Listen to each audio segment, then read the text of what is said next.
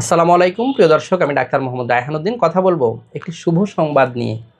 যে খুশির সংবাদটি শুনে আজ সত্যি আমার অনেক বেশি ভালো লাগছে, কারণ আজ আমার সাথে যিনি আছেন তিনি দীর্ঘ প্রায় 9 বছর পর বাবা হয়েছেন এবং এই দীর্ঘ প্রায় 9 বছর ধরে ওনারা চেষ্টা করে যাচ্ছিলেন, হয়তো আল্লাহ তাআলা কবুল করেননি, সেজন্য হয়নি।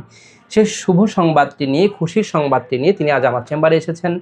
তিনি গত প্রায় 2 বছর পূর্বে আমাদের চেম্বারে এসেছিলেন, তখন চিকিৎসা নিয়েছিলেন এবং চিকিৎসা নেওয়ার পর ওনার স্ত্রী যখন কনসিভ করেছে, দীর্ঘ প্রায় 9 বছর পর স্ত্রী কনসিভ করেছিল এবং তখন তিনি প্রবাসে চলে যান। প্রবাস থেকে এসেই তিনি সেই শুভ সংবাদটি, খুশির সংবাদটি আমাকে শোনানোর জন্য সরাসরি চেম্বারে চলে আসেন। শুনবো ওনার মুখ থেকে। কেমন আছেন? আলহামদুলিল্লাহ। আলহামদুলিল্লাহ। জি, আপনি মূলত যে সমস্যা নিয়ে এসেছিলেন গত প্রায় 2 বছর পূর্বে আমাদের চেম্বারে এসেছিলেন। আপনার হচ্ছে স্ত্রী কনসিভ করছিল না, অর্থাৎ বাচ্চা নেওয়ার চেষ্টা করে যাচ্ছিলেন। জি, না। এই চেষ্টাটা কতদিন ধরে করছেন? 9 বছর যাবত। দীর্ঘ 9 বছর যাবত। এবং 9 বছর পর আপনার স্ত্রী কনসিভ করেছে এবং আপনার সন্তান দুনিয়াতে এসেছে। তো আলহামদুলিল্লাহ। আলহামদুলিল্লাহ, আপনার পুত্র সন্তান দুনিয়াতে এসেছে এবং যে সন্তান কনসিভ করার পর আপনি আর এখানে আসতে পারেননি, আপনি সরাসরি চলে যান প্রবাসে। এবং প্রবাস থেকে এসেই তো বাচ্চাকে দেখে কেমন লাগছে? আলহামদুলিল্লাহ। এই বাচ্চা বাবা হওয়ার অনুভূতি বলার ভাষা নেই। 9 বছরের অপেক্ষা, দীর্ঘ সময়ের অপেক্ষা, এবং এসে এবং সেই শুভ সংবাদ তিনি আজকে সরাসরি আমাদের চেম্বারে আসলেন।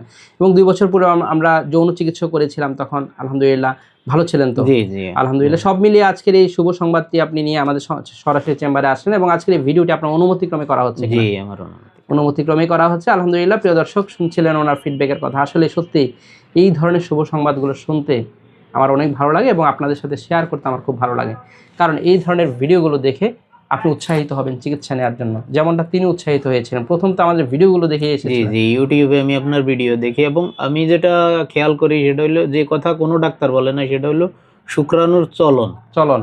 এই কথাটা দেখি চলনের সমস্যা থাকলে অবশ্যই থাকতে পারে। ডাক্তারে আমার শুক্রাণুর কোনো সমস্যা বলে না। শুক্রাণুর চলন ঠিক আছে, শুক্রাণু আছে কিন্তু চলনের সমস্যা ছিল, ওটা কোনো ডাক্তার বলে না। আপনার শুক্রাণুর সংখ্যা থাকলেও শুক্রাণু যদি চলন বা গঠনের সমস্যা থাকে তাহলেও কিন্তু আপনার বাবা হতে সমস্যা হতে পারে।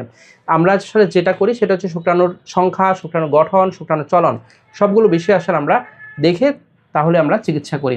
কিন্তু আমরা সবসময় নারীদের বন্ধাত্মতা নিয়ে কথা বলি, পুরুষ বন্ধাত্মতা নিয়ে কিন্তু কথাই বলা হয় না। একজন পুরুষ বাবা হওয়ার জন্য তার শুক্রাণুর সংখ্যা, গঠন, চলন সবই সঠিক থাকা প্রয়োজন। যাদের ক্ষেত্রে অ্যাজোস্পার্মিয়া, সেক্ষেত্রে একেবারেই শুক্রাণু নেই, সেক্ষেত্রে অবশ্যই আপনারা ইনফার্টিলিটি বিশেষজ্ঞ শরণাপন্ন হবেন, সেক্ষেত্রে আপনাদেরকে আইভিএফ করার পরামর্শ দিতে পারে। কিন্তু যাদের শুক্রাণুর সংখ্যা রয়েছে, গঠন বা চলনের সমস্যা রয়েছে, সেক্ষেত্রে মেডিকেল ট্রিটমেন্টের মাধ্যমে ভালো ফলাফল পাওয়া সম্ভব। সকলকে ধন্যবাদ জানিয়ে শেষ করছি। আসসালামু আলাইকুম।